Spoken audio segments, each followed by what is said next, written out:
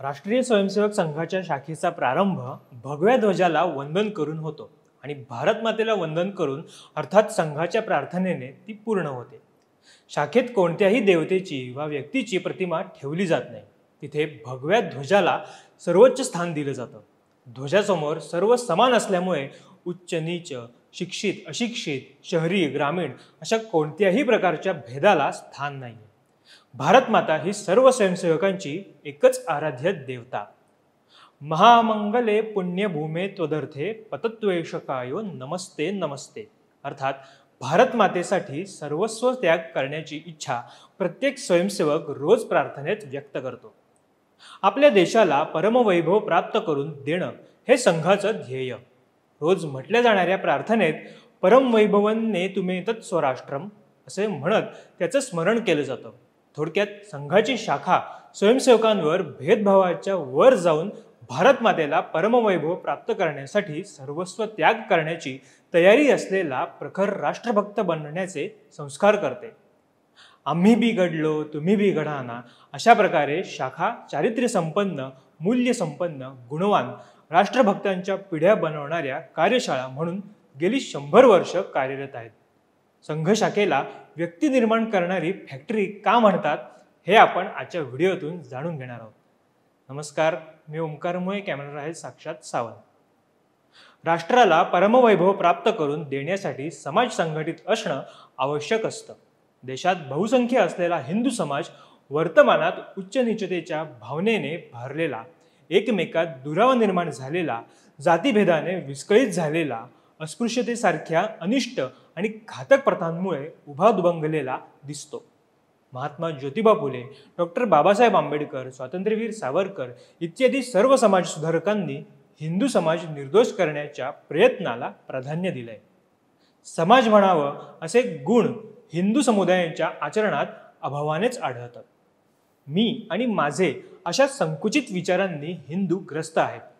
परदेशी, परधर्मी, आक्रमकांच्या गुलामगिरीच्या खुणा पूर्णपणे पुसून टाकणे हिंदूंना समाज म्हणून अद्याप जमलेलं नाही।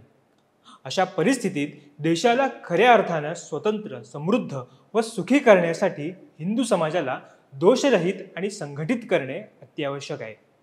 राष्ट्राला परमवैभव प्राप्त करून देण्यासाठी ती पहिली अनिवार्यता आहे। ही आवश्यकता ओळखून संघाने हिंदू समाज संघटन हे त्याचं विहित कार्य ठरवलं। राष्ट्राला परमवैभवी बनवणे हे संघाचं ध्येय आणि त्यासाठी हिंदू संघटनाचे कार्य करण्याचा मार्ग हा हिंदू संघटन या शब्दामध्ये समाज सुधारणेच्या सर्व संकल्पना देखील अंतर्भूत आहेत। हिंदू समाजाचे संघटन करणे हे सोपं काम नाही, ते धैर्याची परीक्षाच पाहणारं आहे। हिंदू समाज भेदाभेदांनी पोखरलेला दिसतो, त्यामुळे त्याचं संघटन असंभव वाटत असलं तरी असाध्य नाही। म्हणूनच जे दुर्दम्य चिकाटीने आणि आत्मविश्वासाने सातत्याने हिंदू संघटनासाठी प्रयत्न करत राहतील, निराश आणि हताश होणार नाहीत, हाती घेतलेलं कार्य मध्येच सोडणार नाहीत, असे संघटन कुशल कार्यकर्ते निर्माण करण्याची अत्यंतिक गरज आहे। असे संघटन कुशल कार्यकर्ता निर्माण व्हावे म्हणून संघाच्या शाखा चालवल्या जातात। संघाने त्याला स्वयंसेवक हे नाव स्वीकारलंय। राष्ट्रीयत्व म्हणजेच हिंदुत्व, संघ म्हणजे समाज आणि स्वयंसेवक म्हणजे हिंदूंना संघटित करण्याचा विडा ज्यांनी उचलला आहे असे ते। असाही राष्ट्रीय स्वयंसेवक संघ याचा अर्थ लावता येईल। संपूर्ण हिंदू समाजाचे संघटन ही संकल्पना हिंदूंच्या गळी उतरवणं सोपं नाही। एखाद्या जातीचे, एक भाषा बोलणाऱ्यांचे, तसेच शेतकऱ्यांचे, मजुरांचे, काँग्रेसचे, भाजपचे संघटन या संकल्पना समजण्यास सोप्या आहेत। संपूर्ण हिंदू समाजाचं संघटन ही संकल्पना परमपूजनीय डॉक्टर हेडगेवारांशिवाय कोणीच मांडली नाही। ग्रामवासी, शहरवासी, गिरीवासी, वनवासी, धनवान, निर्धन असे 6 लाख गावात पसरलेले लोक आणि विविध भाषा बोलणाऱ्या भेदाभेदांनी ग्रासलेल्या विराट समाजाचं संघटन करण्याचा संकल्प दैवीच म्हणावा लागेल। डॉक्टर हेडगेवार याला ईश्वरी कार्य मानत असत। हे कार्य करता करताच त्यांना देवाज्ञा झाली। आद्य सरसंघचालकांचा आदर्श समोर ठेवून शेकडो कार्यकर्त्यांनी देखील आपलं जीवन हिंदू संघटनेच्या कार्यास समर्पित केलंय। परमपूजनीय सरसंघचालक श्री गुरुजी बाळासाहेब देवरस, प्रोफेसर राजेंद्र सिंगजी, माननीय सुदर्शनजी यांनी देखील आद्य सरसंघचालकांनी घालून दिलेला तोच आदर्श सर्वांसमोर ठेवला. असंभव वाटणारे हिंदू समाज संघटन करावयास निघालेल्या स्वयंसेवकांमध्ये कोणते गुण आवश्यक आहेत हा संघ संस्थापक डॉक्टर केशव बळराम हेडगेवार यांच्या सखोल चिंतनाचा विषय असला पाहिजे. सार्वजनिक जीवनात काम करणाऱ्या अनेक व्यक्तींशी त्यांचा परिचय होता. लोकमान्य टिळक, महात्मा गांधी, नेताजी सुभाषचंद्र बोस, महर्षी योगी अरविंद, त्रैलोक्यनाथ चक्रवर्ती, भाई परमानंद अशा काही जणांचा उल्लेख यावेळी करता येईल.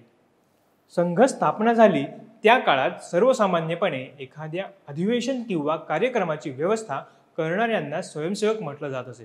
परंतु डॉक्टर हेडगेवार यांच्या मनातील स्वयंसेवक ही संकल्पना पूर्णपणे भिन्न होती. संघटन करणे म्हणजे माणसे जोडणे. जोडणारा स्वभाव हवा, तोडणारा नको. जोडणे हे अवघड. स्वयंसेवकात अहंभाव असू नये. त्याला संपूर्ण समाजाबद्दल आत्मीयता हवी. कोणताही भेदभाव त्याच्या मनात नको. जोडण्यासाठी व्यक्तीच्या घरोघरी जाऊन संपर्क करणे अनिवार्य आहे. आपणहून पुढाकार घेऊन अनोळखी व्यक्तीकडे जाण्याचा स्वभाव बनवावा लागतो.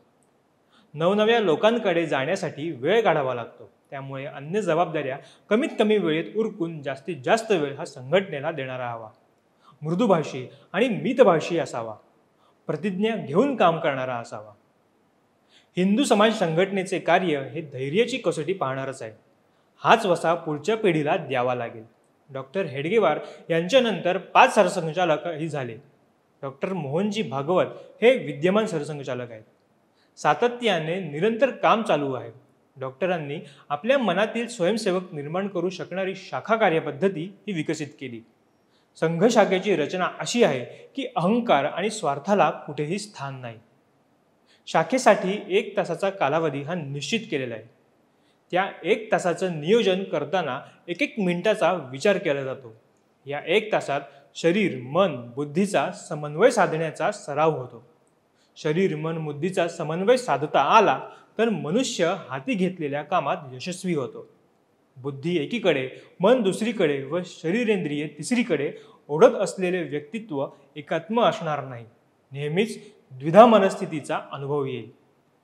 शाखा स्तरापासूनच योजना कौशल्य विकसित होते. बारकाईने तपशिलात जाण्याची सवय लागते. योजना कौशल्य व अंगी बांधलेले अनुशासन यामुळे स्वयंसेवक मोठमोठी कामं सहजपणे पार पाडताना दिसतात.